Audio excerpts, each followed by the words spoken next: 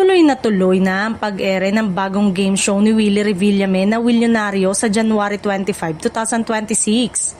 Pero taliwa sa mga naunang ulat, hindi ito sa TV5 mapapanood kundi sa sariling website ng show ang Willionario. Posible pa rin daw itong magkaroon ng tahanan sa Free TV. Pero inaayos pa yon ni Willie sa ngayon. Ito ang inanunsyo ni Willie sa solo press conference niya para sa Willionario na ginanap sa Seda Hotel North ngayong Martes. Unang ipinaliwanag ni Willie sa press kung bakit hindi natuloy sa TV5 ang pag-ere ng Willionario. Naanunsyo rin ang pag-ere ng show sa TV5 sa official Facebook page ni Willie noong December. Alam nyo namang nangyari sa TV5, change of leadership, bungad na paliwanag ni Willie sa press con.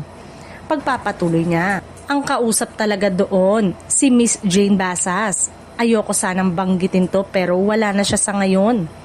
Si Jane Basas ay ang dating president at chief executive officer ng MediaQuest, ang mother company ng mga media arm ng MVP Group of Companies, kabilang ang TV5, Signal TV, The Philippine Star at Business World. Napabalitang nagbitiw sa pwesto si Basas noong January 9, 2026. Nang tanungin kung ano ang reaksyon ni Willie nang hindi matuloy ang pag-ere ng Willionario sa TV5, ipinaliwanag ng TV host na komplikado raw kasi ang gaming mechanics ng show. Hindi ko itinitake na personal. Naiintindihan ko yon kasi mahirap talaga yung live streaming ka sa Free TV kasi may gaming.